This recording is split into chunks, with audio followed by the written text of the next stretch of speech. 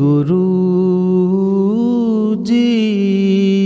ਜਦੋਂ ਵੀ ਤੁਸੀਂ ਆਪਣਾ ਜੀਵਨ ਜਿਹੜਾ ਏ ਉਹ ਗੁਰਬਾਣੀ ਪਿਤਾ ਤੋਂ ਉਲਟਾ ਚਲਾਉਣੇ ਆ ਆਪਣੀ ਮੱਤ ਨਾਲ, ਉਦੋਂ ਹਮੇਸ਼ਾ ਉਹਦੇ 'ਚ ਦੁੱਖ ਪੈਦਾ ਹੁੰਦਾ, ਉਹਦੇ 'ਚ ਰਿਸ਼ਤਿਆਂ 'ਚ ਖਟਾਸ ਆਏਗੀ,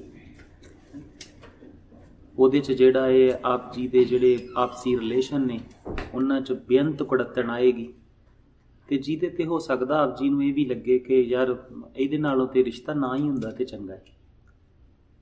ਪਰ ਉਹ ਇਸ ਕਰਕੇ ਨਹੀਂ ਆ ਕਿ ਉਹ ਰਿਸ਼ਤਾ ਆ ਤਾਂ ਕੁੜੱਤਣ ਆ, ਉਹ ਸਾਰੀ ਗੜਬੜ ਤਾਂ ਆ ਕਿਉਂਕਿ ਅਸੀਂ ਗੁਰੂ ਮਹਾਰਾਜ ਦੇ ਅਨੁਸਾਰ ਜੀਵਨ ਨਹੀਂ ਜੀ ਰਹੇ।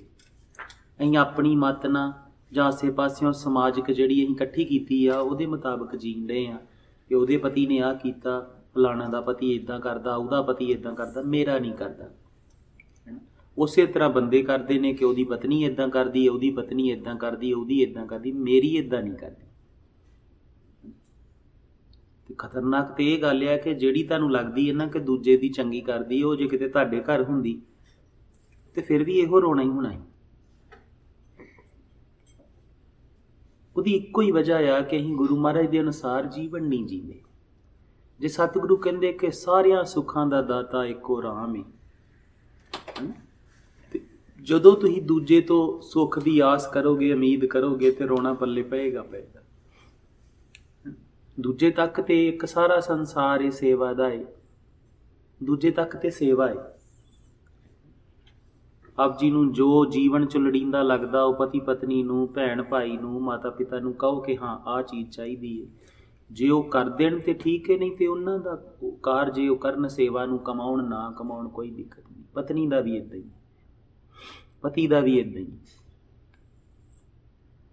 ਅਸੀਂ ਪਰਮਾਤਮਾ ਦੇ ਨਾਲ ਜੀ ਨਹੀਂ ਰਹੇ, ਅਸੀਂ ਆਪਣੇ ਹੀ ਕਿਸੇ ਮੰਗਾਂ 'ਚ ਤੇ ਆਪਣੇ ਆਪ ਦੇ ਇੱਕ ਕਹਿ ਲਓ ਕਿ ਇੱਕ ਜੱਗ ਰਚ ਕੇ ਤੇ ਉਹਦੇ 'ਚ ਜਿਹੜਾ ਹੈ ਉਹ ਦੁੱਖ ਸੁੱਖ ਭੋਗਣ ਦਾ।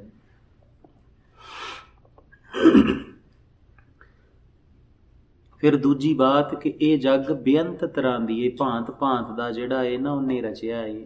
ਇੱਥੇ ਕੋਈ ਇੱਕੋ ਜਿਹਾ ਨਹੀਂ ਹੈ। ਸਾਡਾ ਜੀ ਕਰਦਾ ਸਾਡੇ ਨਿਆਣੇ ਵੀ ਓਨੇ ਹੀ ਸਿਆਣੇ ਹੋਣ, ਉਹ ਵੀ ਉੱਦਾਂ ਦਾ ਵਿਵਹਾਰ ਕਰਨ, ਸਾਡੇ ਬਜ਼ੁਰਗ ਵੀ ਕਰਨ, ਸਾਡਾ ਪਤੀ ਵੀ ਕਰੇ, ਸਾਡੀ ਪਤਨੀ ਵੀ ਕਰੇ, ਪਰ ਉਹਨੇ ਕੋਈ ਨਾ ਕਿਸੇ ਹੀ ਜਿਹਾ ਉਪਾਇਆ। ਇੱਥੇ ਵੀ ਅਸੀਂ ਗੁਰਬਾਣੀ ਤੋਂ ਉਲਟਾ ਮਾਪਦੰਡ ਜੀਵਨ 'ਤੇ ਲਾਉਣ ਡੇ। ਸਾਨੂੰ ਲੱਗਦਾ ਆ ਕਿ ਸਾਰੇ ਸੇਮ ਵਿਵਹਾਰ ਕਰਨ, ਦੂਜੇ ਦਾ ਨਿਆਣਾ ਇੱਦਾਂ ਦਾ ਵਿਵਹਾਰ ਕਰਦਾ ਹੈ, ਸਾਡਾ ਵੀ ਇੱਦਾਂ ਦਾ ਕਰੇ, ਪਰ ਇੱਦਾਂ ਹੋਏਗਾ ਨਹੀਂ ਕਦੀ ਵੀ। ਇਹ ਵਿਲੱਖਣਤਾ ਹੀ ਹੈ, ਯੂਨੀਕਨੈਸ ਹੈ ਜਿਹੜੀ ਉਹਨੇ ਪਾਈ ਹੈ। ਹੋ ਸਕਦਾ ਹੈ ਕਿਸੇ ਦੂਜੇ ਦਾ ਬੱਚਾ, ਕਿਸੇ ਦੂਜੇ ਦੀ ਪਤਨੀ, ਕਿਸੇ ਦੂਜੇ ਦਾ ਪਤੀ, ਕਿਸੇ ਦੂਜੇ ਕਾਰਜ ਦੇ ਵਿੱਚ ਚੰਗਾ ਹੋਵੇ, ਪਰ ਜਿਹੜਾ ਤੁਹਾਨੂੰ ਰੱਬ ਨੇ ਦਿੱਤਾ ਹੈ ਹੋ ਸਕਦਾ ਉਹ ਕਿਸੇ ਹੋਰ ਰੰਗ 'ਚ ਚੰਗਾ ਹੋਵੇ। ਅਸੀਂ ਚਾਹੁੰਦੇ ਹਾਂ ਇੱਕੋ ਤਰ੍ਹਾਂ ਦੇ ਫੁੱਲ ਹੋਣ, ਪਰ ਘਰ ਦੇ ਵਿੱਚ ਅਸੀਂ ਚਾਹੁੰਦੇ ਹਾਂ ਕਿ ਗੁਲਾਬ ਜਿਹੜਾ ਹੈ ਨਾ, ਜੇ ਗੁਲਾਬ ਲਾਉਣਾ ਨਾ ਤੇ ਉਹ 2-3 ਰੰਗਾਂ ਦਾ ਲਾਈਏ। ਕਿਤੇ ਉਹ ਪਿੰਕ ਰੰਗ ਦਾ, ਗੁਲਾਬੀ ਰੰਗ ਦਾ ਹੋਵੇ, ਕਿਤੇ ਉਹ ਲਾਲ ਰੰਗ ਦਾ ਹੋਵੇ, ਚਿੱਟੇ ਰੰਗ ਦਾ ਵੀ ਜਾ ਕੇ ਲੈ ਕੇ ਆਉਣੇ। ਕਈ ਰੰਗ ਲੈ ਕੇ ਆਉਣੇ ਨਾ ਉਹਦੇ ਗੁਲਾਬ ਦੇ। ਫਿਰ ਇਕੱਲਾ ਗੁਲਾਬ ਹੀ ਨਹੀਂ, ਹੋਰ ਵੀ ਬੂਟੇ ਚਾਹੁੰਦੇ ਆ ਕਿ ਦੂਜੇ ਬੂਟੇ ਵੀ ਜਿਹੜੇ ਆ ਉਹ ਵੀ ਅਸੀਂ ਲੈ ਕੇ ਆਈਏ। ਪਰ ਫਿਰ ਉਹ ਜਿਹੜੀ ਵਿਲੱਖਣਤਾਈ ਆ, ਉਹ ਜਿਹੜਾ ਰੰਗ ਆ, ਉਹ ਅਸੀਂ ਮਨੁੱਖਾਂ 'ਚ ਕਿਉਂ ਨਹੀਂ, ਬੱਚਿਆਂ 'ਚ ਕਿਉਂ ਨਹੀਂ, ਪਤੀ ਪਤਨੀ 'ਚ ਕੋਈ ਨਹੀਂ, ਰਿਸ਼ਤਿਆਂ 'ਚ ਕਿਉਂ ਨਹੀਂ? ਜਦੋਂ ਅਸੀਂ ਸਤਿਗੁਰੂ ਤੋਂ ਉਲਟ ਹੋਵਾਂਗੇ, ਜਦੋਂ ਉਹਦੀ ਗੁਰਬਾਣੀ ਮੁਤਾਬਕ ਨਹੀਂ ਜੀਵਾਂਗੇ, ਗੜਬੜ ਹੋਏਗੀ। ਦੁੱਖ ਜ਼ਿੰਦਗੀ 'ਚ ਪ੍ਰਗਟ ਹੋਏਗਾ। ਜਿਹੜਾ ਅੰਦਰ ਕਹਿ ਲਓ ਕਿ ਉਹ ਕੁੜੱਤਣ ਹੈ, ਉਹ ਪ੍ਰਗਟ ਹੋਏਗੀ। ਸਮਝਾਈ ਬਾਤ? ਫਿਰ ਉਹਦੇ ਕਰਕੇ ਕਹਿੰਦੇ ਆ ਕਿ ਸਤਿਗੁਰੂ ਦੀ ਬਾਣੀ ਨੂੰ ਰੀਝ ਨਾ ਪੜ੍ਹਿਆ ਕਰੋ, ਹੈ ਨਾ। ਅਤੇ ਫਿਰ ਸਤਿਗੁਰੂ ਦਾ ਇੱਕ ਸ਼ਬਦ ਜਿਹੜਾ ਹੈ ਉਹ ਦੁਆਰ ਹੈ। ਇਹ ਬਹੁਤ ਵਾਰਾਂ ਕਹਿੰਦੇ ਉਹ ਵਸੀਠ ਹੈ ਨਾ, ਵਿਚੋਲਾ ਇਹ ਜਿਹੜਾ ਪਰਮਾਤਮਾ ਜੀ ਨਾਲ ਮਿਲਾ ਦਿੰਦਾ ਹੈ। ਵਿਚੋਲਾ ਹੈ ਕਿ ਨਹੀਂ ਵਿਚੋਲਾ ਹੈ? ਆਪ ਜੀ ਗਾਉਂਦੇ ਤਾਂ ਹੈਗੇ ਹੋ ਕਿ ਜੈਸਾ ਸਤਿਗੁਰੂ ਸੁਣੀਦਾ ਤੈਸੋ ਹੀ ਮੈਂ ਢੀਠ, ਵਿਛੜਿਆ ਮੇਲੇ ਪ੍ਰਭੂ ਹਰ ਦਰਗਹਿ ਕਾ ਵਸੀਠ। ਕਿਉਂ ਮਿਲਾ ਦਿੰਦਾ ਹੈ ਉਸ ਪਿਆਰੇ ਪਰਮਾਤਮਾ ਨਾਲ? ਮਿਲਾਏਗਾ ਕਿੱਦਾਂ? ਉਹਦਾ ਸ਼ਬਦ ਸਰੂਪ ਜਿਹੜਾ ਇੱਕ ਸ਼ਬਦ ਹੈ ਨਾ, ਉਹ ਦੁਆਰ ਹੈ। ਉਸ ਦੁਆਰ 'ਚੋਂ ਲੰਘ ਕੇ ਆਪਣੇ ਪ੍ਰਭੂ ਦੀ ਜਿਹੜੀ ਰਚਨਾ ਹੈ, ਜਿਹੜੀ ਖੇਡ ਹੈ, ਜਿਹੜਾ ਉਹਦਾ ਇਹ ਰੰਗ ਹੈ ਨਾ, ਉਹਨੂੰ ਮਾਣਿਆ ਕਰੋ, ਉਹਨੂੰ ਪਾਇਆ ਕਰੋ। एक एक शब्द चो पढ़ के लंघ नहीं जाना।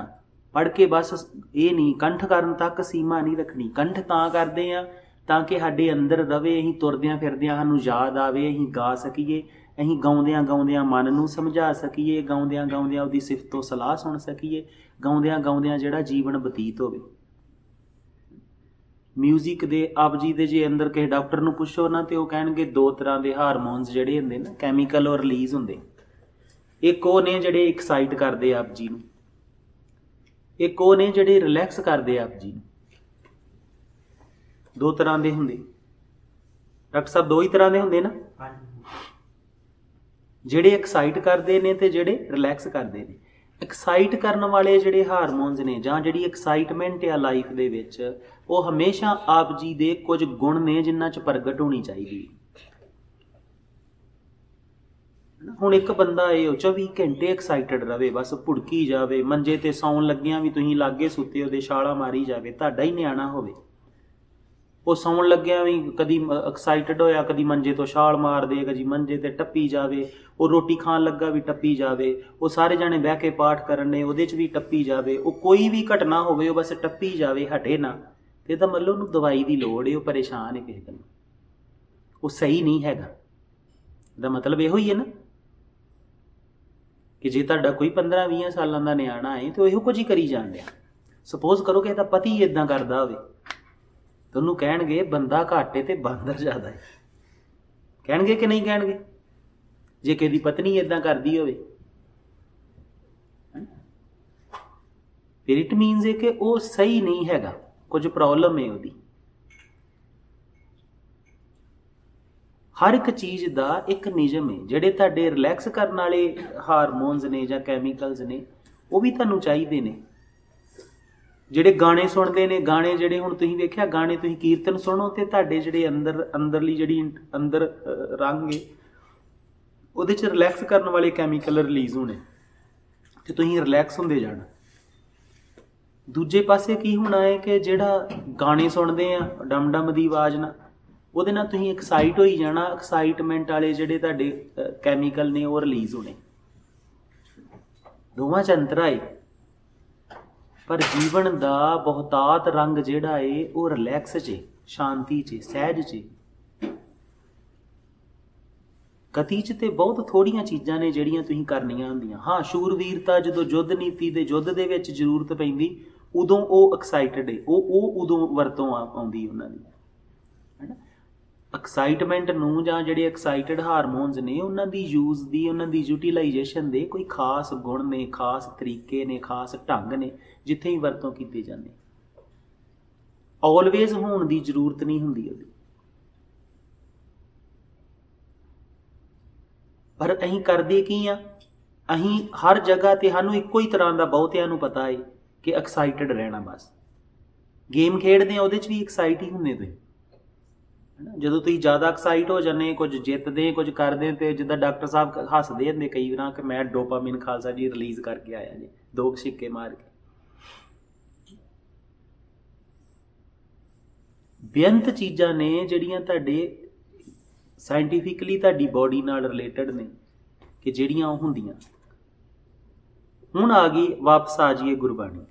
ਗੁਰਬਾਣੀ ਦੋਵੇਂ ਰੰਗਾਂ ਨੂੰ, ਆਪ ਜੀ ਦਾ ਬੈਲੈਂਸ ਹੈ, ਆਪ ਜੀ ਦੇ ਕੈਮੀਕਲ ਨੂੰ ਰਿਲੀਜ਼ ਕਰਨ ਦਾ ਬੈਲੈਂਸ ਹੈ, ਆਪ ਜੀ ਦੀ ਉਹਦੇ। ਜਦੋਂ ਸਤਿਗੁਰੂ ਕਹਿੰਦੇ ਨਾ ਕਿ ਤੂੰ ਬਾਣੀ ਪੜ੍ਹਿਆ ਕਰ ਤੇ ਤੇਰੇ ਦੁੱਖ ਸੁੱਖ ਦੋਵੇਂ ਜਿਹੜੇ ਆ ਉਹ ਸਾਰੇ ਤੇਰੇ ਜਿਹੜੇ ਰੋਗ ਵੀ ਠੀਕ ਹੋਣਗੇ, ਤੇਰਾ ਵੀ ਠੀਕ ਹੋਊਗਾ, ਉਹ ਕਈਆਂ ਨੂੰ ਅੱਜ ਕੱਲ੍ਹ ਸਮਝ ਨਹੀਂ ਆਉਂਦੀ ਕਿਉਂਕਿ ਉਹਨਾਂ ਨੇ ਸਿਰਫ ਬਾਣੀ ਦੇ ਅਰਥ ਪੜ੍ਹੇ ਨੇ, ਬਾਣੀ ਦਾ, ਸਤਿਗੁਰੂ ਦਾ ਸਵਰੂਪ ਨਹੀਂ ਜਾਣਿਆ ਕਿ ਸਤਿਗੁਰੂ ਕਿਸ ਮਹਾਨ ਖੇਡ ਦੀ ਗੱਲ ਕਰਦੇ ਪਏ।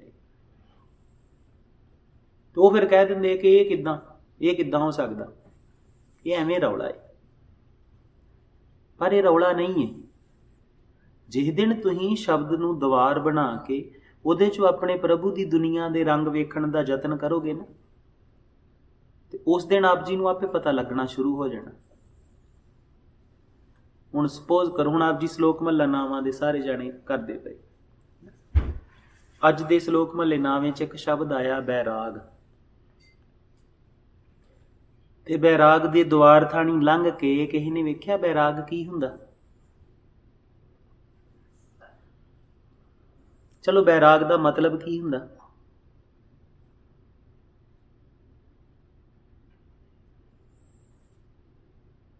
हाँ जी, ਕਿਸੇ ਦੇ ਪ੍ਰੇਮ ਦੇ ਵਿੱਚ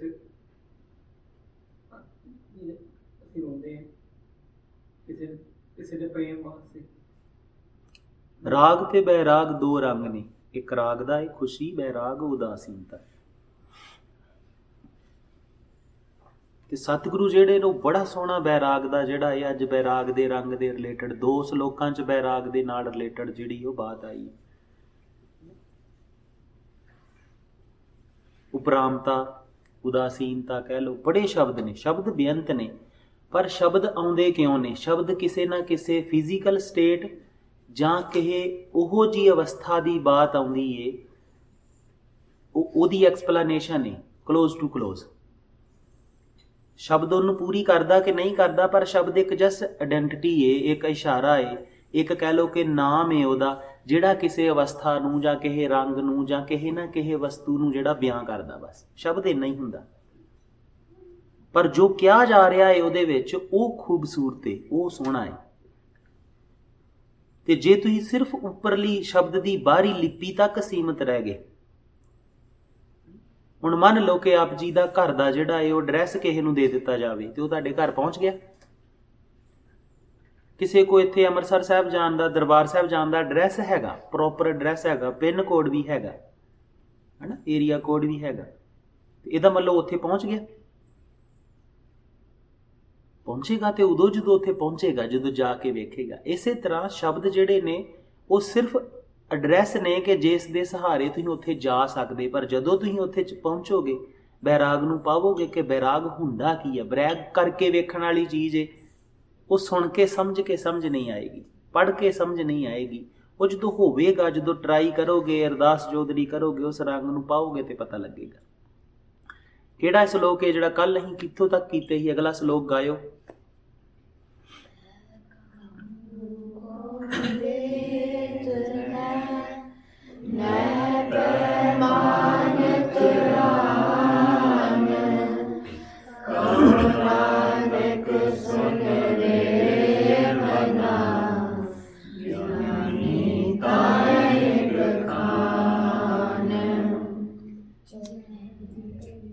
इन्ना ही, अगला फिर पढ़ते हैं। पै काहू को इहदा की मीनिंग बनया? उस्ताद पुत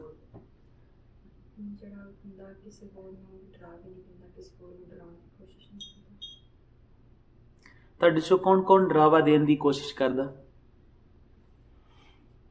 की डरावा देना हुंदा निहंग? छोटे बच्चे नहीं, माता पिता नूं भी दिंदे जे, माता पिता नूं भी दिंदे जे कि नहीं इदां नहीं तो फिर आ नहीं मैं करना, दिंदे ना, वो भी तुहानूं दिंदे। पै काहू को ते ना पैमानत,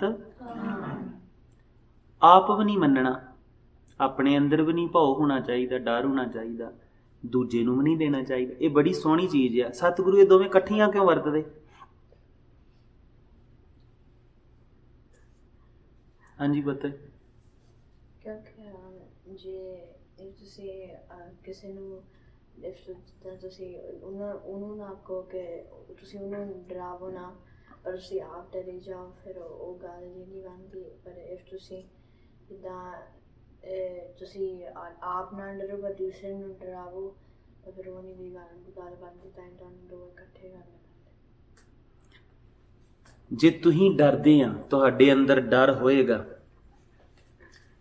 फिर ही तुसीं दूजे नूं डराउने आ। असल च मनुख ਉਹੀ करदा जो खुद फील करदा। ਜਿਹੜੀ ਸਭ ਤੋਂ ਜ਼ਰੂਰੀ ਚੀਜ਼ ਹੈ, ਜਿਹੜਾ ਡਰਾ ਰਿਹਾ ਹੈ, ਇਟ ਮੀਨਸ ਉਹ ਖੁਦ ਵੀ ਡਰਦਾ ਹੈ। ਹੁਣ ਜਦੋਂ ਅਸੀਂ ਪੁਰਾਣੇ ਕਈ ਵਾਰ ਸਤਿਗੁਰੂ ਦੇ ਜਿਹੜੇ ਗੁਰਸਿੱਖ ਯੋਧੇ ਸੀ ਤੇ ਉਹਨਾਂ ਨੂੰ ਵੇਖਦੇ ਆ ਨਾ, ਉਹਨਾਂ ਨੂੰ ਸੋਚਦੇ ਆ ਕਿ ਉਹ ਕਿੰਨੇ ਮਹਾਨ ਯੋਧੇ ਹੋਣਗੇ ਕਿ ਜਿਹੜੇ ਦੁਨੀਆ ਨੂੰ ਜਿੱਤ ਲੈਂਦੇ। ਉਹਨਾਂ ਕੋਲ ਜਿਹੜੀਆਂ ਮਨੋਵਿਗਿਆਨਿਕ ਗਿਆਨ ਬਹੁਤ ਹੀ, ਸਾਇੰਟੀਫਿਕਲੀ ਗਿਆਨ ਬਹੁਤ ਹੀ, ਜਿਹੜਾ ਗੁਰੂ ਪਿਤਾ ਨੇ ਇੱਦਾਂ ਹੀ ਗੁਰੂ ਪਿਤਾ ਦੀ ਖੇਡ ਚੋਂ ਹੀ ਆ ਜਾਂਦਾ। ਉਹਨਾਂ ਦੀ ਸਮਝ ਇੱਕ कह लो कि बड़े विद्वान जिहड़ा मन की दुनिया का मनोविग्यानिक है, साइकोलॉजिस्ट है, ਉਹਦੇ ਤੋਂ भी किते अगे हुंदी, क्योंकि उन्होंने गुरु तो सीखी हुंदी वो चीज़ नूं। ਸਾਨੂੰ याद है ही एक बार अरब कंट्री ही किते एक साइकोलॉजी की डॉक्टर ही भैन, तो जदों किते ही दा बहना तो उन्हें साडे लागे ना एक आडियो रिकॉर्डर रख लेना, ती हसना भी तू साडे लागे को रख लेनी, तैनूं तो मन की पढ़ाई की तू इन्ने साल है तो तू तो डॉक्टर है। तो उन्हें हस के कहना कि खालसा जी आ मैं उत्थे भी नहीं पढ़ाया जाता जिहड़ा गुरु घरों पढ़ जाते बंदे, जो सतगुरु पढ़ा देंगे ये किताबां च भी नहीं पढ़ाया जाता। हुण वेखो सिंपल जी खेड है, हुण जोधा होएगा उन्होंने पता है जे सामने वाला डरा रहा है तो ये अंदर भी डर हैगा, मनुख ਉਹੀ ਪ੍ਰੈਜ਼ੈਂਟ ਕਰੇਗਾ जो ਉਹਦੇ ਆਪਣੇ ਅੰਦਰ ਹੈ। ਸਿਰਫ ਵਿਰਲਿਆਂ ਨੂੰ ਛੱਡ ਕੇ, ਕਿਸੇ ਸਾਧੂ ਨੂੰ, ਕਿਸੇ ਜਿੰਨੇ ਉੱਚ ਪਦਵੀ ਨੂੰ ਪਾ ਲਿਆ ਹੈ ਉਹਨੂੰ ਛੱਡ ਕੇ, ਹੈ ਨਾ, ਕੋਈ ਗੁਰਸਿੱਖ ਜਿਹੜਾ ਗੁਰੂ ਕੋ ਰਹਿ ਕੇ ਬੜੀ ਉੱਚੀ ਖੇਡ 'ਚ ਚਲਿਆ ਗਿਆ ਉਹਨੂੰ ਛੱਡ ਕੇ, ਹੋ ਸਕਦਾ ਹੈ ਉਹ ਕ੍ਰੋਧ ਦਾ ਯੂਜ਼ ਕਰੇ, ਉਹ ਜਿਹੜਾ ਹੈ ਉਹ ਡਰਾਉਣ ਦਾ ਯੂਜ਼ ਕਰੇ, ਪਰ ਉਹ ਯੂਜ਼ ਕਰੇਗਾ ਲੁਕਾਈ ਦੇ ਭਲੇ ਵਾਸਤੇ, ਕਿਸੇ ਨਾ ਕਿਸੇ ਰੰਗ ਵਾਸਤੇ, पर हुण उहदे च वो चीज़ नहीं होएगी, पर उन्हें जानी। पर बहुतात च संसार की करेगा, जिहदे अंदर डर होएगा ना उन्होंने पता है डर किद्दां हुंदा, इस करके वो दूजे नूं डराएगा।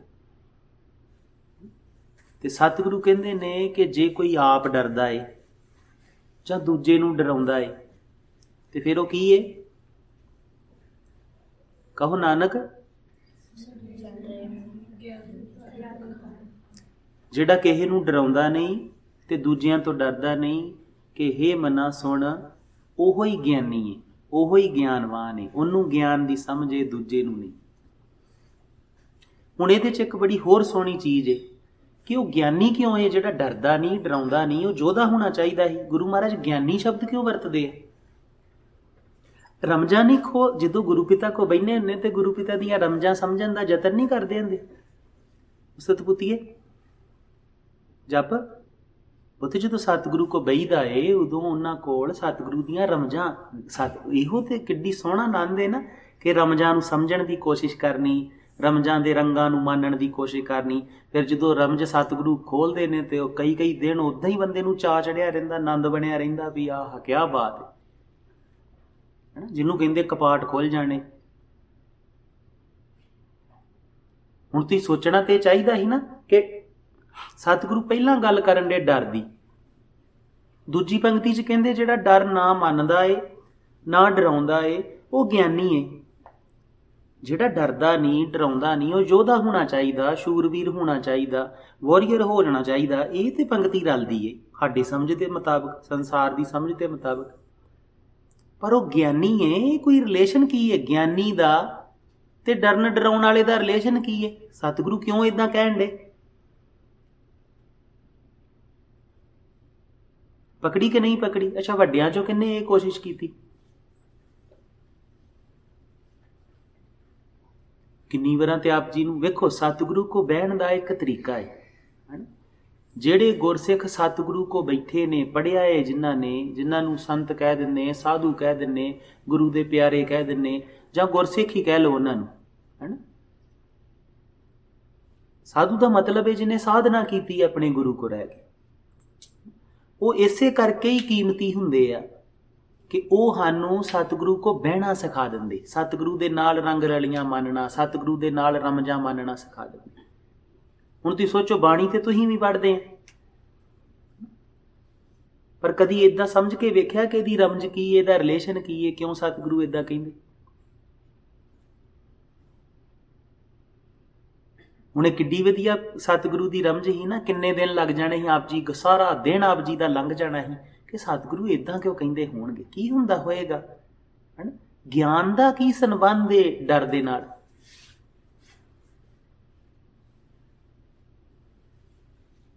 ਬਹੁਤ ਗਹਿਰੀ ਰਮਜ। ਡਰ ਦਾ ਸੰਬੰਧ ਹਰ ਵਾਸ਼ਨਾ ਦੇ ਨਾਲ ਹੁੰਦਾ। ਵਾਸ਼ਨਾ ਨਹੀਂ ਹੋਏਗੀ ਡਰ ਨਹੀਂ ਹੋਏਗਾ। ਡਰ ਦਾ ਸੰਬੰਧ ਝੂਠ ਨਾਲ ਹੁੰਦਾ, ਸੱਚ ਨਾਲ ਬਿਲਕੁਲ ਨਹੀਂ ਹੁੰਦਾ। ਕਦੀ ਤੁਸੀਂ ਆਪਣੀ ਲਾਈਫ 'ਚੋਂ ਪਾਇਆ ਹੈ ਕਿ ਜਦੋਂ ਤੁਸੀਂ ਸੱਚੇ ਹੁੰਦੇ ਆ ਤੇ ਤੁਹਾਨੂੰ ਡਰ ਨਹੀਂ ਆਉਂਦਾ, ਪਰ ਜਦੋਂ ਤੁਸੀਂ ਕੋਈ ਵਾਸ਼ਨਾਗ੍ਰਸਤ ਕੋਈ ਕਰਮ ਕਰਦੇ ਆ ਤੇ ਡਰ ਆਉਂਦਾ। ਆਪ ਜੀ ਨੂੰ ਯਾਦ ਹੋਏਗਾ ਜਦੋਂ ਅਸੀਂ ਇੱਕ ਵਾਰ ਜੇਲ੍ਹ 'ਚੋਂ ਆਏ ਸੀ, ਹੈ ਨਾ, ਤੇ ਸਾਨੂੰ ਕਿਸੇ ਨੇ ਪੁੱਛਿਆ ਹੀ, ਖਾਲਸਾ ਜੀ ਤੁਹਾਨੂੰ ਡਰ ਨਹੀਂ ਲੱਗਾ ਕਿ ਜਦੋਂ ਉਹਨਾਂ ਨੇ ਏਡਾ ਵੱਡਾ ਕੇਸ ਪਾਤਾ ਤੇ ਕਰਤਾ, ਤੇ ਅਸੀਂ ਉਹਨਾਂ ਨਾਲ ਹੱਸ ਕੇ ਕਹਿੰਦੇ ਹਾਂ ਕਿ ਜੇ ਅਸੀਂ ਇਹ ਕਾਰਜ ਵਾਸ਼ਨਾ 'ਚ ਕੀਤੇ ਹੁੰਦੇ ਤੇ ਜ਼ਰੂਰ ਡਰਨਾ ਸੀ ਕਿ ਹਾਏ ਕੌਣ ਕਰੂਗਾ, ਕਿੱਦਾਂ ਹੋਏਗਾ, ਹੈ ਨਾ। ਪਰ ਸਤਿਗੁਰੂ ਦੀ ਦਇਆ ਰਹੀ, ਉਹਨੇ ਵਾਸ਼ਨਾ 'ਚ ਨਹੀਂ ਕਰਾਇਆ, ਇਹ ਕਰਕੇ ਡਰ ਵੀ ਨਹੀਂ ਲੱਗਾ। ਇਹ ਤੇ ਤੁਹਾਨੂੰ ਗੱਲਾਂ ਦੱਸੀਆਂ ਨੇ, ਪਰ ਰੌਲਾ ਇਹ ਹੈ ਕਿ ਤੁਸੀਂ ਉਹ ਜਿਹੜੀਆਂ ਬਹੁਤ ਮਹਿੰਗੀਆਂ ਤੇ ਕੀਮਤੀ ਬਾਤਾਂ ਨੇ ਉਹ ਭੁੱਲ ਜਾਂਦੇ। ਡਰ ਦਾ ਸੰਬੰਧ ਵਾਸ਼ਨਾ ਨਾਲ ਹੈ, ਤੇ ਜਿਸ ਖੇਡ ਦੇ ਵਿੱਚ ਡਰ ਆ ਗਿਆ, ਵਾਸ਼ਨਾ ਆ ਗਈ, ਵਾਸ਼ਨਾ ਦਾ ਮਤਲਬ ਹੀ ਹੈ ਤੁਸੀਂ ਕੁਝ ਅਧੂਰਾ ਵੇਖਣ ਡਏ ਹੋ, ਉੱਥੇ ਗਿਆਨ ਨਹੀਂ ਹੋਏਗਾ, ਉਹ ਅਧੂਰਾ ਹੈ ਕੁਝ, ਹੈ ਨਾ। ਜਿਵੇਂ ਕੋਈ ਰੂਪ ਵੇਖੇ, ਰੂਪ ਦੇ ਪਿੱਛੇ ਉਹ ਰਚਨਹਾਰ ਨਾ ਦਿਖੇ, ਹੈ ਨਾ, ਉਹਨੂੰ ਸਿਰਫ ਰੂਪ ਦਿਖੇ, ਰੂਪ ਦੇ ਪਿੱਛੇ ਉਹ ਮਾਤਾ ਸਾਹਿਬ ਕੌਰ ਦਾ ਸਰੂਪ ਨਾ ਦਿਖੇ, ਉਹਦੀ ਰਚਨਾ ਨਾ ਦਿਖੇ, ਉਹਦੀ ਸੁੰਦਰਤਾ ਨਾ ਦਿਖੇ।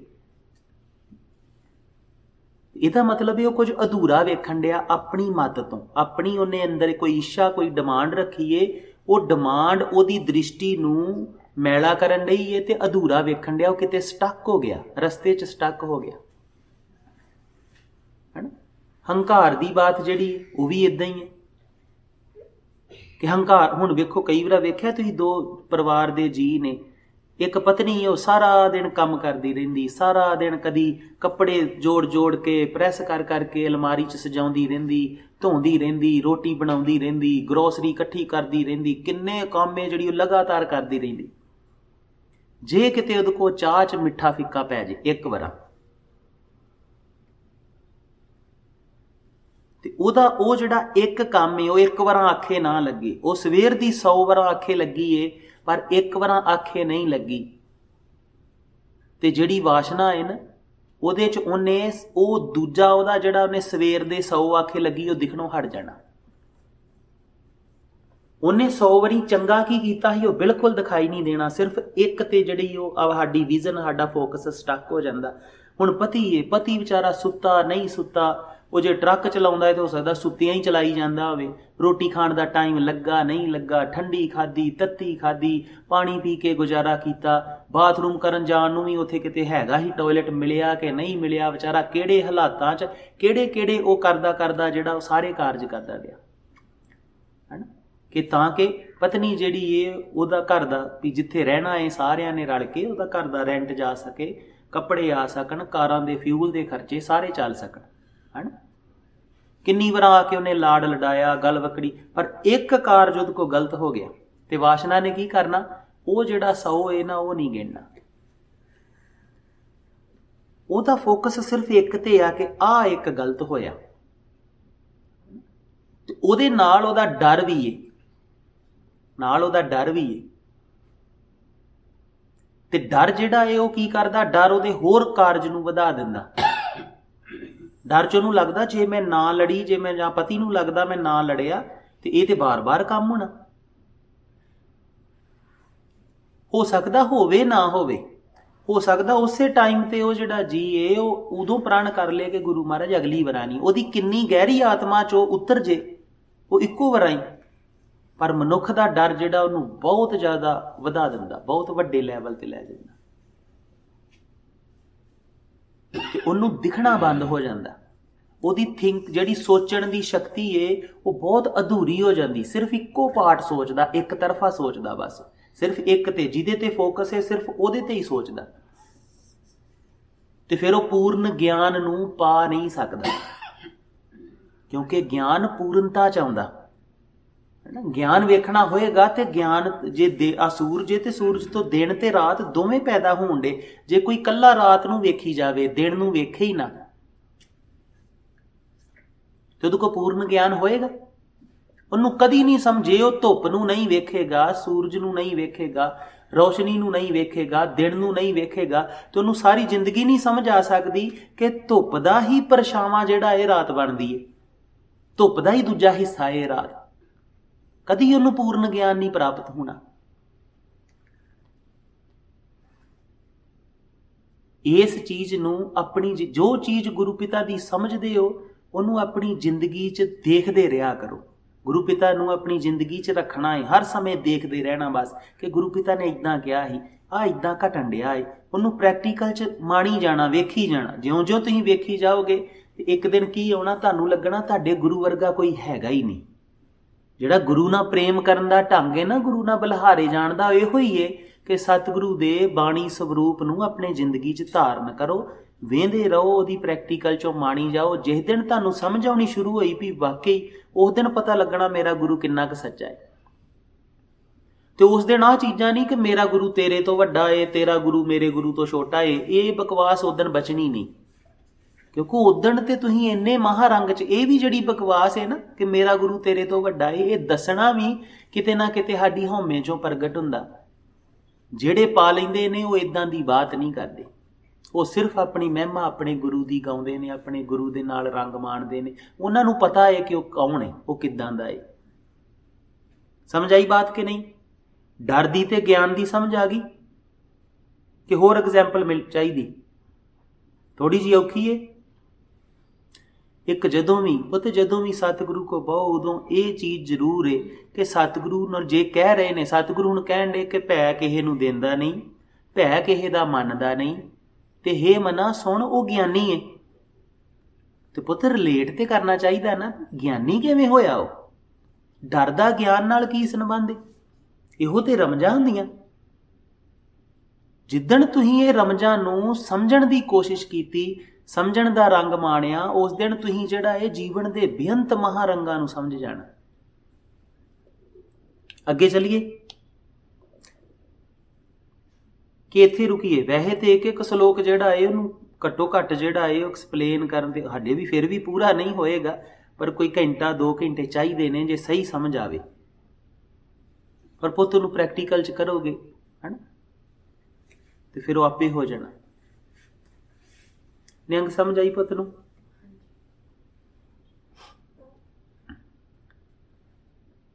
ਚਲੋ ਅਗਲਾ ਸ਼ਲੋਕ ਕੀ ਹੈ, ਗਾਓ।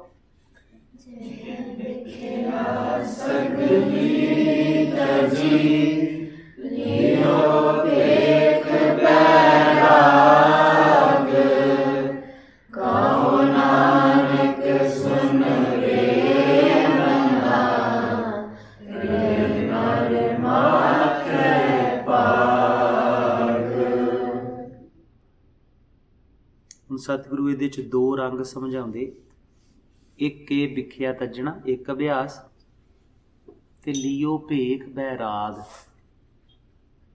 ਦੋ ਵੇਖਣ ਨੂੰ 2 ਲੱਗਣਗੇ ਪਰ ਇਹ ਹੈ ਇੱਕ। ਵੇਖਣ ਨੂੰ 2 ਅਭਿਆਸ ਲੱਗਣਗੇ ਪਰ ਇੱਕ ਹੀ ਅਭਿਆਸ ਦੇ 2 ਰੂਪ ਨੇ, 2 ਪੱਖ, 2 ਉਹਦੀਆਂ ਪੂਰੇ ਰੰਗ ਨੇ। ਦੋਵਾਂ ਨੂੰ ਧਾਰਨ ਇਕੱਠਾ ਕਰਨਾ ਪੈਂਦਾ। ਜਿਉਂ ਤੁਸੀਂ ਵਿਖਿਆ ਨੂੰ ਤੱਜਣਾ ਹੈ ਤੇ ਭੇਖ ਬੈਰਾਗ ਲੈਣਾ ਪਏਗਾ। ਬੈਰਾਗ ਤੋਂ ਬਿਨਾਂ ਜਿਹੜੀ ਉਹ ਵਿਖਿਆ ਨਹੀਂ ਤੱਜੀ ਜਾਏਗੀ। ਇਹ ਬੜਾ ਅਚਰਜ ਖੇਡ ਹੈ ਸਤਿਗੁਰੂ ਦਾ ਕਿ ਹੁਣ ਵਿਖਿਆ ਤੱਜਣੀ ਹੈ। ਵਿਖਿਆ ਕੀ ਹੈ? ਪੜਿਆ ਹੈ ਨਾ, ਵਿਖਿਆ ਕੀ ਹੈ?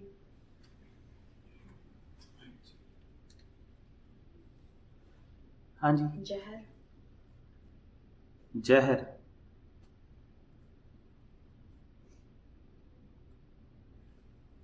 ਇੱਥੇ ਫਿਰ ਜ਼ਹਿਰ ਕਿਹਨੂੰ ਕਹਿੰਦੇ ਸਤਿਗੁਰੂ? ਹਾਂਜੀ,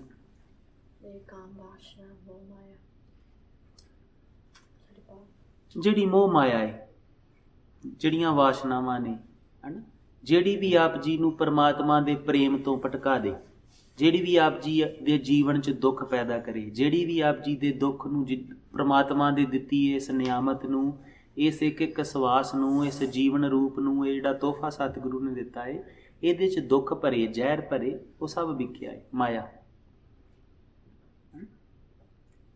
ਹੁਣ ਇਹਨੂੰ ਤੱਜਣਾ ਹੈ। ਇਹਨੂੰ ਕੌਣ ਕੌਣ ਤੱਜਣਾ ਚਾਹੁੰਦਾ? ਕਿਉਂ ਤੱਜਣਾ ਚਾਹੁੰਦੇ ਆ?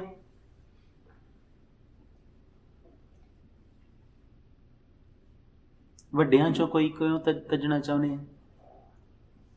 ਜਤਿੰਦਰ ਖਾਲਸਾ ਜੀ।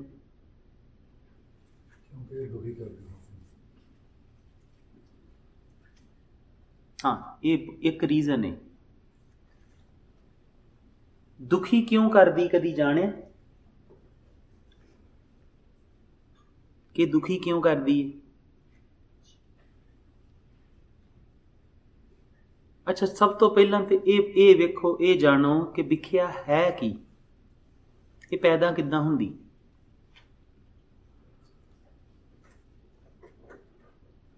ਕਿਹਨੂੰ ਪਤਾ ਹੈ?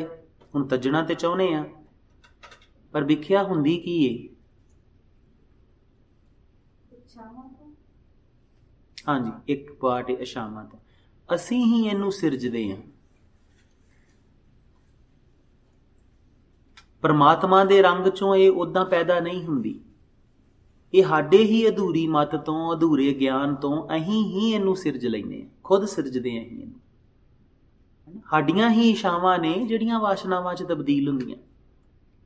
ਇੱਕ ਵਾਸ਼ਨਾ ਬੰਡਲ ਆਫ ਵਾਸ਼ਨਾ ਹੈ, ਉਹ ਇੱਕ ਵਾਸ਼ਨਾ ਜਿਹੜੀ ਹੈ ਉਹ ਬੰਡਲ ਆਫ ਡਿਜ਼ਾਇਰਸ ਨੇ, ਤੁਹਾਡੀਆਂ ਹੀ ਆਪਣੀਆਂ ਹੀ ਨੇ। ਉਹਨਾਂ ਇਕੱਠਿਆਂ ਨੂੰ ਕਾਮ ਕਹਿ ਦਈਦਾ, ਇਕੱਠਿਆਂ ਨੂੰ ਲੋਭ ਕਹਿ ਦਈਦਾ, ਇਕੱਠਿਆਂ ਨੂੰ ਹੰਕਾਰ ਕਹਿ ਦਈਦਾ। ਅਸੀਂ ਹੀ ਉਹਨੂੰ ਸਿਰਜਿਆ ਹੈ, ਉਹਦੇ ਤੋਂ ਹੀ ਦੁੱਖ ਪੈਦਾ ਹੁੰਦਾ। ਹੁਣ ਅਸੀਂ ਉਹਨੂੰ ਤੱਜਣਾ ਹੈ। ਤੇ ਸਤਿਗੁਰੂ ਕਹਿੰਦੇ ਜਿਹੜਾ ਭੇਖ ਹੈ ਉਹ ਬੈਰਾਗ ਦਾ ਲੈ ਲਾ। ਬੈਰਾਗ ਦਾ ਭੇਖ ਕੀ ਹੈ? ਜਿਹੜੀ ਸਤਿਗੁਰੂ ਕੱਲ ਗੱਲ ਕਰਦੇ ਹੀ, ਹਰਖ ਸੋਗ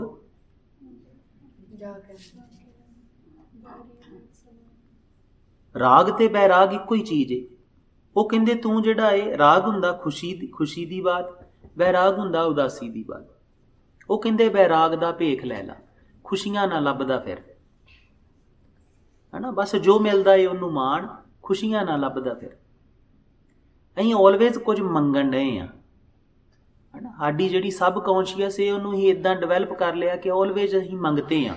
ਅਸੀਂ ਆਲਵੇਜ਼ ਸੁੱਖ ਭਾਲਣ ਡਏ ਹਾਂ, ਆਲਵੇਜ਼ ਅਸੀਂ ਖੁਸ਼ੀ ਮੰਗਣ ਡਏ। ਉਹਦੀ ਗਹਿਰੀ ਮਾਨਸਿਕਤਾ ਹੈ ਸਾਡੀ ਜਿਹੜੀ ਸਬ ਕੌਨਸ਼ੀਅਸ ਹੈ, ਉਹ 'ਚ ਜਦੋਂ ਅਸੀਂ ਕੁਝ ਮੰਗਣ ਡਏ ਹਾਂ ਬਾਰ-ਬਾਰ, ਤੇ ਜਦੋਂ ਨਹੀਂ ਮਿਲੇਗਾ, ਅਸੀਂ ਚਾਹੀਏ ਜਾਂ ਨਾ ਚਾਹੀਏ, ਸਾਨੂੰ ਦੁੱਖ ਵੀ ਮਿਲੇਗਾ, ਕਿਉਂਕਿ ਉਹ ਸਾਡੀ ਚਾਹਤ ਤੋਂ ਹੀ ਉਲਟਾ ਰੂਪ ਹੈ ਉਹਦਾ।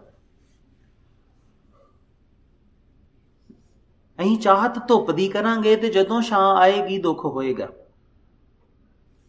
ਅਸੀਂ ਚਾਹਤ ਜੀਵਨ ਦੀ ਨਹੀਂ ਕਰਨ ਡੇ ਕਿ ਦਿਨ ਵੀ ਚੰਗਾ ਕਿ ਰਾਤ ਵੀ ਚੰਗੀ। ਅਸੀਂ ਚਾਹਤ ਇੱਕ ਚੀਜ਼ ਦੀ ਕਰਨ ਡੇ। ਉਹੋ ਹੀ ਵਾਸ਼ਨਾ ਹੋ ਜਾਂਦੀ ਜਦੋਂ ਅਸੀਂ ਅਧੂਰਾ ਚਾਹਤ ਰੱਖਦੇ ਹਾਂ। ਜਦੋਂ ਅਸੀਂ ਇੱਕੋ ਹੀ ਚੀਜ਼ ਦੇ ਦੋ ਰੰਗਾਂ ਨੂੰ, ਇੱਕ ਨੂੰ ਮੰਨ ਲੈਂਦੇ, ਇੱਕ ਨੂੰ ਨਹੀਂ ਮੰਨਦੇ, ਹੈ ਨਾ। ਹੁਣ ਰਿਸ਼ਤਿਆਂ ਦੇ ਵਿੱਚ ਜੇ ਵੇਖਾਂਗੇ ਤੇ ਹੁਣ ਪਤਨੀ ਹੈ, ਪਤਨੀ ਪੂਰਾ ਬੰਡਲ ਹੈ, ਹੈ ਨਾ। ਉਹਦੇ 'ਚ ਪ੍ਰੇਮ ਵੀ ਹੈ, ਉਹਦੇ 'ਚ ਗੁੱਸਾ ਵੀ ਹੈ, ਉਹਦੇ 'ਚ ਕ੍ਰੋਧ ਵੀ ਹੈ, ਉਹਦੇ 'ਚ ਜਿਹੜਾ ਸਾਰਾ ਕੁਝ ਹੀ ਹੈ। ਅਜੇ ਉਹਨੇ ਪਾਰ ਨਹੀਂ ਗਈ, ਅਜੇ ਉਹਨੇ ਕਰਨਾ ਹੈ। ਪਤੀ ਵੀ ਇੱਦਾਂ ਹੀ ਹੈ, ਉਹਦੇ 'ਚ ਗੁੱਸਾ ਵੀ ਹੈ, ਉਹਦੇ 'ਚ ਪਿਆਰ ਵੀ ਹੈ, ਉਹਦੇ 'ਚ ਲਾਡ ਵੀ ਹੈ, ਉਹਦੇ 'ਚ ਮੋਹ ਵੀ ਹੈ, ਸਾਰਾ ਕੁਝ ਹੈ ਉਹਦੇ 'ਚ। ਜਿੰਨੀ ਦੇਰ ਤੱਕ ਉਹ ਪਾਰ ਨਹੀਂ ਜਾਂਦਾ, ਜਿੰਨੀ ਦੇਰ ਤੱਕ ਉਹ ਸਮਦ੍ਰਿਸ਼ਟ ਨਹੀਂ ਹੁੰਦਾ, ਉਹ ਇੱਕ ਰੰਗ ਨਾਲ ਨਹੀਂ ਜੁੜਦਾ, ਉਨੀ ਦੇਰ ਤੱਕ ਸਾਰਾ ਕੁਝ ਹੀ ਹੈ ਉਹਨਾਂ 'ਚ। ਉਹ ਇੱਕੋ ਸਰੀਰ 'ਚ ਸਾਰੀਆਂ ਚੀਜ਼ਾਂ ਨੇ। ਪਰ ਜੇ ਅਸੀਂ ਮੰਨਦੇ ਹਾਂ ਕਿ ਪਤਨੀ ਜਿਹੜੀ ਏ ਉਹਦੇ 'ਚ ਸਿਰਫ ਆ ਜਿਹੜੀਆਂ ਚੰਗੀਆਂ ਚੰਗੀਆਂ ਚੀਜ਼ਾਂ ਨੇ ਨਾ, ਜਿਹੜੀ ਹਾਫ ਵਾਈਫ ਹੈ, ਹਾਫ ਵਾਈਫ ਕਹਿ ਸਕਦੇ ਉਹਨੂੰ, ਕਿ ਜਿਹੜੀਆਂ ਉਹਦੀਆਂ ਕੁਆਲਿਟੀਜ਼ ਨੇ ਉਹ ਸਰੀਰ 'ਚੋਂ, ਉਹ ਤੇ ਮੈਨੂੰ ਚਾਹੀਦੀਆਂ ਨੇ। ਪਰ ਜਿਹੜੀ ਅਜੇ ਉਹਦੇ 'ਚ ਬੈਡ ਏ, ਕਦੀ ਕਦੀ ਉਹਦੇ 'ਚ ਉਹ ਕਹਿ ਲਓ ਕਿ ਭੂਤ ਜਾਗ ਜਾਂਦੇ ਉਹਦੇ ਅੰਦਰਲੇ, ਉਹ ਨਹੀਂ ਚਾਹੀਦੀ ਮੈਨੂੰ। ਹੁਣ ਰੌਲਾ ਇਹ ਕਿ ਇੱਕੋ ਦੇ ਹੀ ਉਹ ਦੋ ਰੂਪ ਨੇ, ਇੱਕੋ ਦੇ ਦੋ ਰੰਗ ਨੇ। ਤੁਸੀਂ ਇੱਕ ਲੈ ਕੇ ਦੂਜੇ ਨੂੰ ਛੱਡ ਨਹੀਂ ਸਕਦੇ, ਕਿਉਂਕਿ ਜੇ ਤੁਸੀਂ ਇੱਕ ਚਾਹੁੰਦੇ ਆ ਤੇ ਦੂਜਾ ਨਾਲ ਮਿਲੇਗਾ। ਉਹ ਇੱਕ ਨਾਲ ਇੱਕ ਫ੍ਰੀ ਆਉਂਦਾ ਹੈ ਨਾ। ਪਤੀ ਦਾ ਵੀ ਇਦਾਂ ਹੀ ਹੈ, ਅਜੇ ਉਹ ਨਹੀਂ ਪਾਰ ਗਿਆ। ਇਸੇ ਕਰਕੇ ਸਤਿਗੁਰੂ ਨੇ ਗ੍ਰਸਤ ਮਾਰਗ ਚਲਾਇਆ ਹੈ ਕਿ ਤੁਸੀਂ ਦੋ ਜਾਣੇ ਰਲ ਕੇ ਇੱਕ ਦੂਜੇ ਨੂੰ ਸਵਾਰੋ, ਹੈ ਨਾ। ਇੱਕ ਦੂਜੇ ਦੀ ਸਹਾਇਤਾ ਕਰੋ, ਸਵਾਰੋ ਨਾ, ਸਹਾਇਤਾ ਕਰੋ।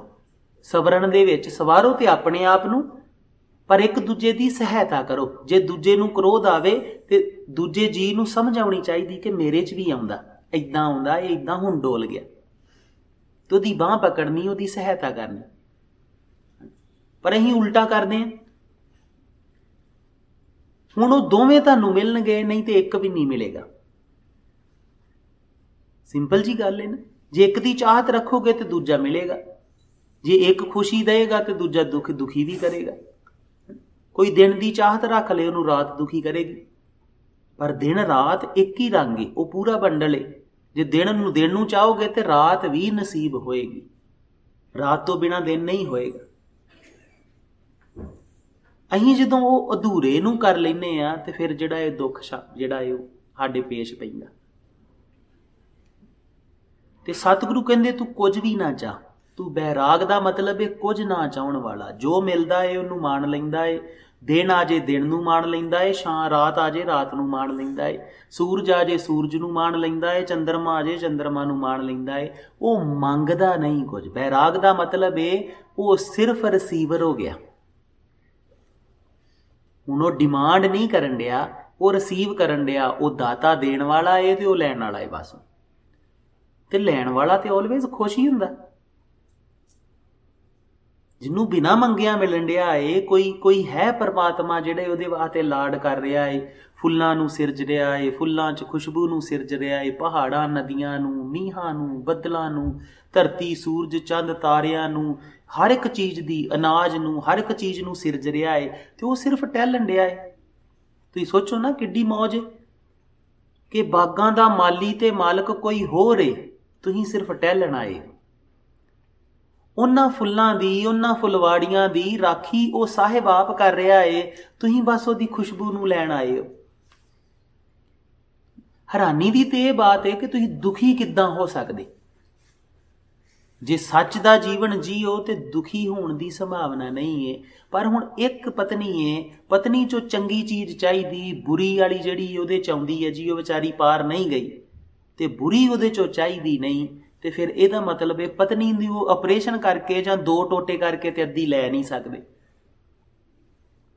ਹਨਾ। ਇਹ ਕੋਈ ਗਲਿਆ ਸੇਬ ਥੋੜੀ ਹੈ ਕਿ ਗਲਿਆ ਲਾ ਲਿਆ ਤੇ ਦੂਜਾ ਰੱਖ ਲਿਆ। ਇਦਾਂ ਤੇ ਹੋ ਨਹੀਂ ਸਕਦਾ। ਮਿਲੇਗੀ ਤੇ ਪੂਰੀ ਮਿਲੇਗੀ। ਸਾਡਾ ਹੀ ਅਧੂਰਾ ਜਿਹੜਾ ਮੰਗ ਹੈ ਨਾ, ਅਧੂਰੀ ਸਮਝ ਚੋਂ ਆ ਰਿਹਾ ਏ, ਉਹ ਸਾਨੂੰ ਦੁਖੀ ਕਰਦਾ। ਤੇ ਉਹੋ ਹੀ ਸਾਡੀ ਵਾਸ਼ਨਾ ਏ, ਉਹੋ ਹੀ ਸਾਡੀ ਵਿਖਿਆ ਏ। ਹੁਣ ਸਮਝ ਆ ਗਈ ਵਿਖਿਆ ਦੀ? ਸਾਡੇ ਤੋਂ ਹੀ ਉਤਪੰਨ ਹੁੰਦੀ ਏ, ਸਾਡੇ ਹੀ ਅਧੂਰੀ ਮੱਤ ਚੋਂ, ਸਾਡੇ ਹੀ ਅਧੂਰੇ ਗਿਆਨ ਚੋਂ। ਇਸ ਕਰਕੇ ਸਤਿਗੁਰੂ ਕਹਿੰਦੇ ਤੂੰ ਮਨ ਮੱਤ ਨੂੰ ਤਿਆਗ ਦੇ। ਤੇ ਕਰ ਕੀ? ਕਹਿੰਦੇ ਬੈਰਾਗ ਨੂੰ ਧਾਰਨ ਕਰ ਲਾ।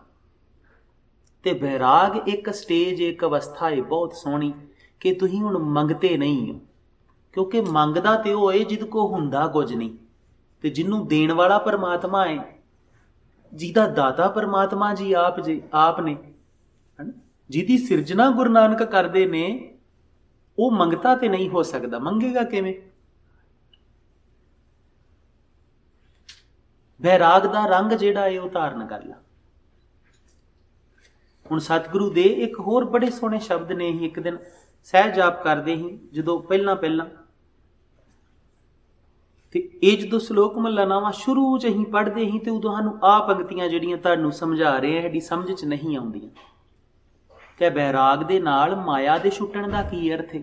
ਅਸੀਂ ਬੈਰਾਗ ਕਰਕੇ ਵੇਖਿਆ ਕਿਉਂਕਿ ਸਾਨੂੰ ਲੱਗਦਾ ਸੀ ਬੈਰਾਗ ਦਾ ਮਤਲਬ ਹੈ ਉਦਾਸੀਨਤਾ, ਉਦਾਸੀ ਰਹਿਣਾ, ਬਸ ਉਦਾਸ ਜੇ ਬੈਠੇ ਰਹਿਣਾ, ਦੁਖੀ ਜੇ ਵੀ ਕੁਝ ਨਹੀਂ ਚਾਹੀਦਾ, ਬਸ ਆਪਣੇ ਜਿੱਦਾਂ ਅਸੀਂ ਇਹ ਸਮਝਦੇ ਹਾਂ। ਤੇ ਅਸੀਂ ਉਹ ਟਰਾਈ ਕੀਤਾ ਪਰ ਉਹਦੇ ਚ ਮਾਇਆ ਨਹੀਂ ਛੁੱਟਦੀ। ਉਹਦੇ ਚ ਮਾਇਆ ਨਹੀਂ ਛੁੱਟੀ। ਅਸੀਂ ਕਈ ਚਿਰ ਕਰਕੇ ਵੇਖਿਆ, ਮਾਇਆ ਨਹੀਂ ਛੁੱਟੀ। ਫਿਰ ਸਤਿਗੁਰੂ ਨੇ ਇੱਕ ਵਾਰ ਸਾਨੂੰ ਸਮਝਾਇਆ ਕਿ ਬੈਰਾਗ ਦੇ ਜਦੋਂ ਟੋਟਲ ਰੰਗ ਸਮਝਾਏ ਤੇ ਉਦੋਂ ਇੱਕ ਪੰਕਤੀ ਸਤਿਗੁਰੂ ਨੇ ਬੜੀ ਸੋਹਣੀ ਗਾਵੀ ਸੀ ਕਿ ਬਿਨ ਬੈਰਾਗ ਨਾ ਛੂਟ ਸਮਾਇਆ, ਕਿ ਬਿਨਾਂ ਬੈਰਾਗ ਤੋਂ ਨਹੀਂ ਛੁੱਟਣੀ। ਅਸੀਂ ਹੋਰ ਬੜੇ ਤਰੀਕੇ ਕਰਕੇ ਵੇਖੇ ਪਰ ਮਾਇਆ ਨਹੀਂ ਛੁੱਟਦੀ। ਫਿਰ ਸਤਿਗੁਰੂ ਕਹਿੰਦੇ ਬੈਰਾਗ ਤੋਂ ਬਿਨਾਂ ਨਹੀਂ। ਇਸ ਸ਼ਲੋਕ 'ਚ ਸਤਿਗੁਰੂ ਕਹਿਣ ਦੇ ਨੇ ਨਾਵੇਂ ਪਾਤਸ਼ਾਹ ਕਿ ਜੇ ਤੈਨੂੰ ਜਿਹੜਾ ਏ ਮਾਇਆ ਤੋਂ ਛੁੱਟਣਾ ਏ, ਵਿਖਿਆ ਤੋਂ ਬਚਣਾ ਏ, ਉਹਨੂੰ ਤੱਜਣਾ ਏ, ਤੇ ਨਾਲ ਹੀ ਕਹਿੰਦੇ ਆ ਕਿ ਜਿਹੜਾ ਭੇਖ ਆ ਬੈਰਾਗ ਦਾ ਉਹ ਲੈ ਲਾ। ਵੈਸੇ ਇੱਥੇ ਤੇ ਸਤਿਗੁਰੂ ਪ੍ਰਾਪਤੀ ਦੀ ਬਾਤ ਕਰ ਰਹੇ ਨੇ ਕਿ ਜਿੰਨੇ ਤੱਜਤੀ ਏ ਤੇ ਉਹਨੇ ਭੇਖ ਬੈਰਾਗ ਲੈ ਲਿਆ ਏ। ਅਗਲੀ ਪੰਕਤੀ ਕੀ ਏ?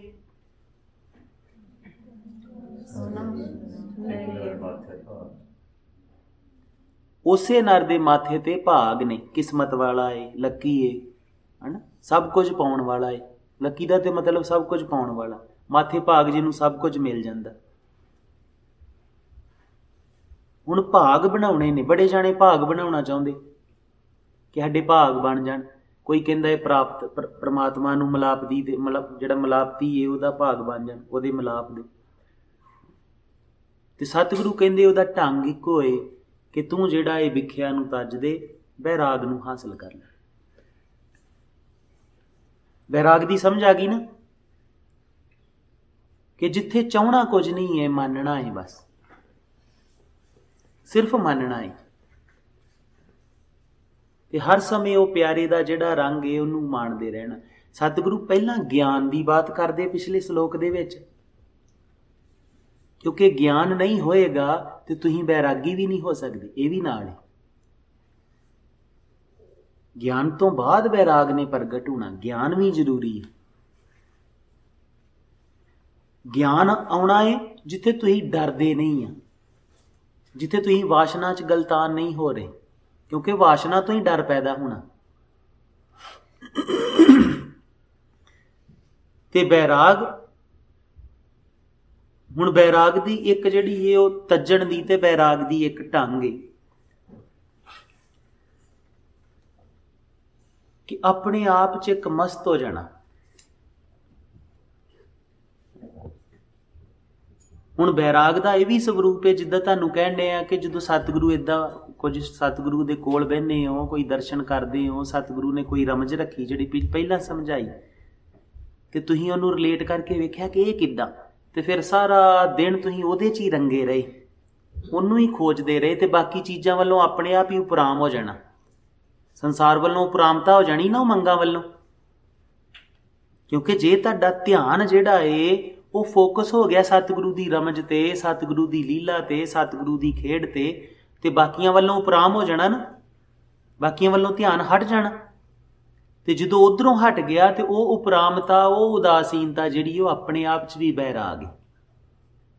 गुरसिख को ते गुरु नानक पिता ने ते बेअंत तरह की जिहड़ी बैरागता तुहानूं दसी, जोगियां ने पुरानी दसी ही कि संसार नूं छड्ड के पहाड़ां च चले जाओ, गुफावां च लुक के बह जाओ, वो उदां दी उन्हां दसी ही जिद्दां दी उन्हां नूं समझ आई। पर गुरु नानक महाराज ने तो बहुत सोहनी बैरागता जिहड़ी वो दसी, उपरामता जिहड़ी वो दसी।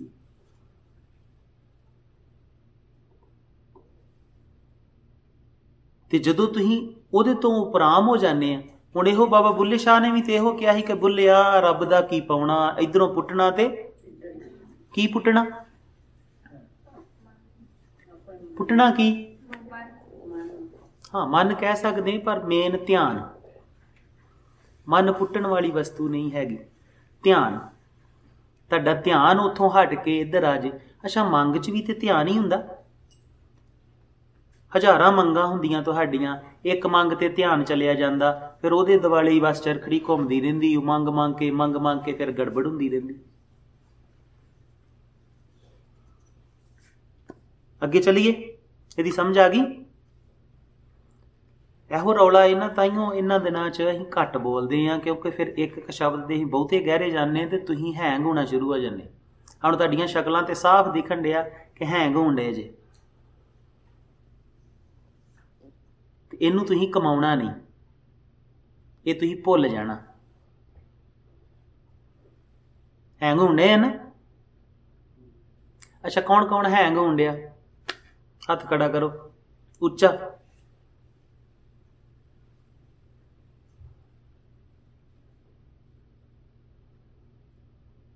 ठीक है, ते जिहड़े हैंग नहीं होंदे वड्डे, जिन्हां नूं समझ आउंदी उन्हां ने कमाउणा, उन्हां ने भी नहीं। ये भी पता है, इसे करके असीं बोलना बंद कर दिंने, कथा बंद कर दिंने भी नहीं। जदों थोड़ा जिहा उरे आवांगे ना, लैवल जे दी गल कर सकांगे जिहड़ी आप जी नूं हैंग ना करे, समझ आ जे, उदों क जे बात करांगे। पर चलो शुरू कीती है तो इदां ही सही, हैंग तो हैंग ही सही, आपे किते आउण वाले समय च इहनूं कमाओगे। पर ध्यान रखियो, जां आ चलो आ जबर ने वीडियो लाई है, जिहदे नसीबां च होएगी वो कमा लेगा। अगला श्लोक गाइए, चलो। जय माया ममता तजी सब ते दास, कहो नानक सुन ले मना,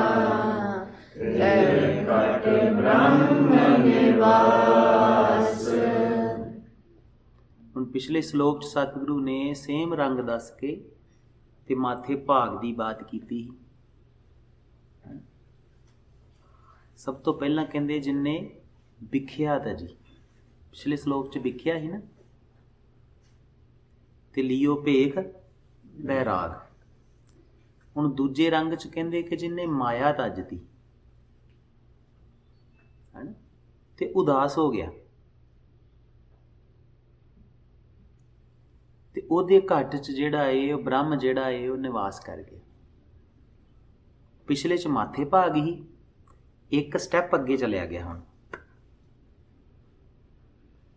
पुत जो बैठे करते हो 3 ते श्लोक करने रोज दे है ना, तो जो करते हो उदों ये समझिया कि दो इक्को जिहियां गल्लां ते पर इन्हां च फर्क की है दोवां च।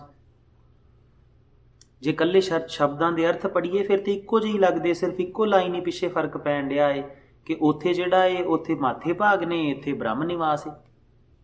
शाब्दिक अर्थां च तो इन्ना की फर्क है, बहुता तो फर्क नहीं है। उत्थे विख्या है, उत्थे माया है। इन्हां दोवां फर्कां तो इलावा फर्क की है? पर सतगुरु तो इन्ना एक फर्क ना, ये कोई पोइट्री थोड़ी है कि सतगुरु तुकबंदी करन डे कि बस लाइन ना लाइन जोड़नी है, बस गाउण लग्या मजा जिहा आउणा चाहिए। सतगुरु ते कहे परमात्मा दे स्वरूप की बात करन डे, किसे महिमा दी, किसे रंग दी, किसे जीवन धारा की बात करन डे जिहड़ी उस एक नूर तो प्रगट हुंदी है। कोई अगले स्टैप की बात की होएगी कि जिथे पहला माथे भाग बनते दूजी बना उहदा निवास प्रगट हुंदा। खोजिया ही कि नहीं खोजिया? साडे टीचर साहबान किथे गए? अच्छा दोवें इत्थे ही, एक आ बैठे। मेरे को हुण तुसीं अज ते कराए नहीं अर्थ है ना, चलो तुसीं उदां गए हो, थोड़ा जिहा डीप जाया करो, खोजिया करो। वेखो अहीं उल्टा कारज कर रहे हैं, अहीं संसार दियां फजूल गल्लां, दूजे ने की किया, उन्ने की कीता, उन्ने की कीता, उन्नू ते सारा दिन चितवदे आ। पर सतगुरु दे महारंगां नूं, महा हुकमां नूं सारा दिन नहीं चितवदे। नहीं थोड़ा जिहा उल्टा करिए कि जिहड़ियां संसार च निक्कियां निक्कियां घटनावां घटदियां, किहे ने विचारे ने किहे क्रोध अधीन आके किते वो डोलिया, किते जीवन की धारा तो माड़ा जिहा गड़बड़ होया तो उन्हें कोई बोल बोलते, वो सारा दिन चितवन वाली बात नहीं है, वो ढोआ ढवाई वाली बात नहीं है। जिहड़ा कहंदे ना गधा हुंदा ना, गधा भी भार ढोंदा है बिना वजह, पर कम से कम किसी दा घर ते बनदा। जे वो इट्टां ढो रहा है, मिट्टी ढो रहा है, तो भावें गधे का घर नहीं बनना पर किसी ना किसी का तो बनना ही है ना कोई तो रहेगा, किते ना किते तो कुछ भला हैगा। पर आ जिहड़ा कूड़ा करकट अहीं एक दूजे का ढाउण डे है ना, इहदे च ते किसी का घर नहीं बनना। ये तो गधे नालों भी नीवा दर्जा चलिया गया। ਇਹਦਾ कोई मतलब नहीं हैगा। ਇਹਦੇ ਨਾਲੋਂ गुरु महाराज ਦੇ ਜਿਹੜੇ रंग ने ਉਹਨਾਂ ਨੂੰ खोजिया करो, रंगां ਨੂੰ कमाया करो। चलो हुण आ जिहड़ा फर्क है ना, ये रमज हुण तुसीं सारिਆਂ ने अज रात सवेर तक वेखणी है, खुलदी कि नहीं खुलदी। गुरु महाराज अगे जोदरी करो, सारे जाने बह के फिर सवेरे अहीं समझा देंगे, ठीक है। हुणे बह के सतगुरु अगे जोदरी कर लो कि हे नानक पिता जीओ, ये सबना नूं बुद्ध बख्शण वाले, सबना नूं समझाउण वाले, मैनूं ये रंग समझा अपने, है ना, मैनूं ये अपने स्वरूपां दे दर्शन करा, मैनूं ये जिहड़ी लीला है ना, ये खेड दे विच लैके जा, तां कि मेरी पकड़ च आवे तूं मेरा साहिब किदां दा, है ना। ये प्यारे नानक दे दर्शन ने ते बहुत अचरज ने। ते चलो सतगुरु अगे जिहड़ा है वो पूरे रंग नाल जिहड़ा है वो जोदरी करो। वाहे गुरु वाहे गुरु वाहे गुरु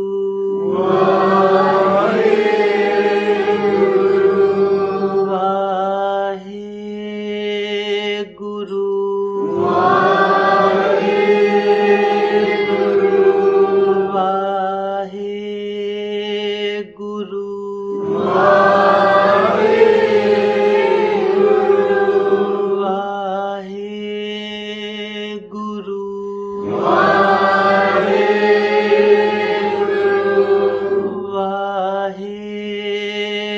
ਗੁਰੂ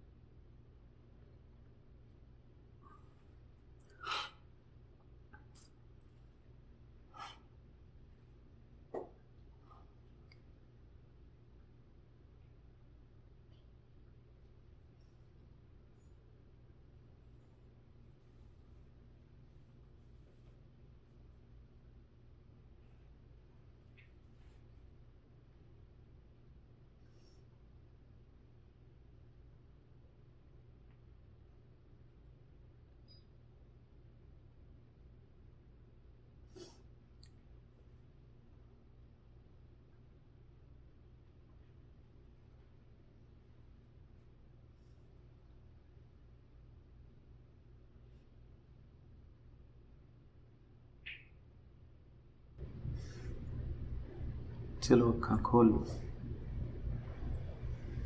चंगा लगा? अच्छा, जिन्नू जिन्नू आनंद आया वो हथ खड़ा करो। ये पुत हुण एक ते गुरु पिता दी बाणी दा, ओहदे दर्शनां दा, ओहदी महिमा दा, पर जिहड़ा तुसीं अंदर रिलैक्स होए, जिहड़ा समाधि दा रंग माणिया कुछ, ये बहुत जरूरी है जीवन दे विच, बहुत ज़्यादा जरूरी है। अज जिहड़ा संसार दा जिहड़ा बहुता पैरा सख्त लगा है, उहदे च इहो ही गड़बड़ है कि साडे को एक्साइटेड जिहड़ा वो ज़्यादा है, वो पार्ट ज़्यादा है, रिलैक्स वाला बहुत घट है। रिलैक्स वाले तो असीं तरीके खोजण डए हैं। संसार रिलैक्स होने वास्ते कोई नशे कर रहा है, कोई किते जा रहा है, कोई कुछ कर रहा है ना।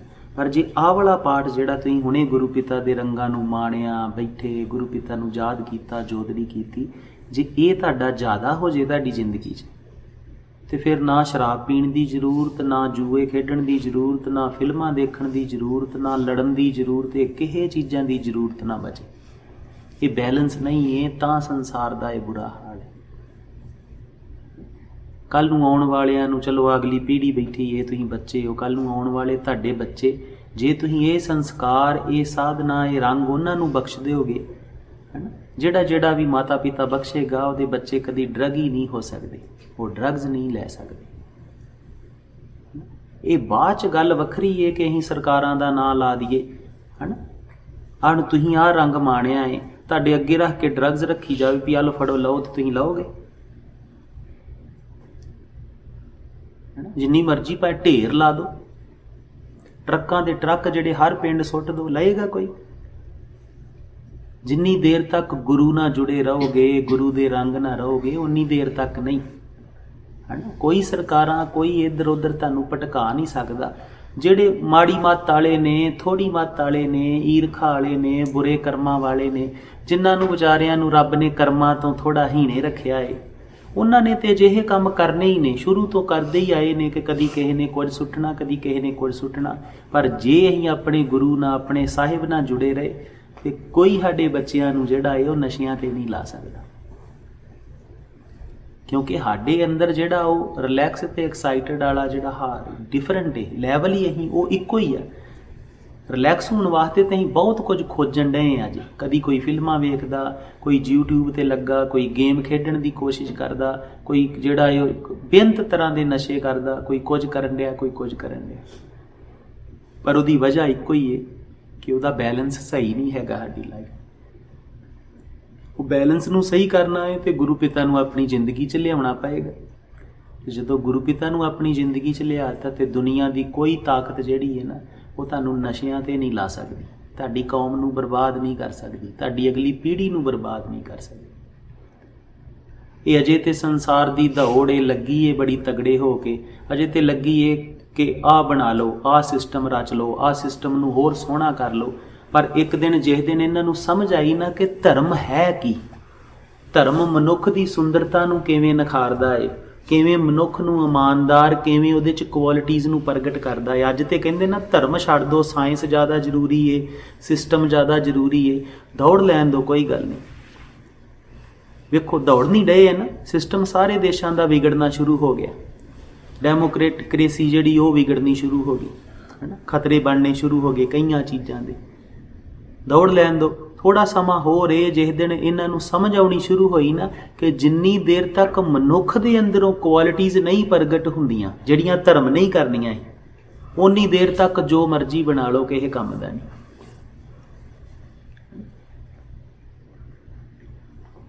ਪਰ ਜੇ ਪੁੱਤ ਤੁਹਾਨੂੰ ਸਤਿਗੁਰੂ ਨੇ ਕੋਈ ਰੰਗ ਸਮਝਾਉਂਦੇ ਨੇ, ਤੁਹਾਡੇ ਤੱਕ ਕੋਈ ਗਿਆਨ ਦੀ ਖੇਡ ਪਹੁੰਚਦੀ ਹੈ, ਜਿਹਦੇ ਤੱਕ ਪਹੁੰਚਦੀ ਹੈ ਉਹ ਕਮਾਇਓ ਤੇ ਰੰਗ ਮਾਣਿਓ ਤੇ ਇਹ ਆਪਣੇ ਸਤਿਗੁਰੂ ਦੇ ਰੰਗ ਦੂਜਿਆਂ 'ਚ ਵੀ ਵੰਡਿਓ।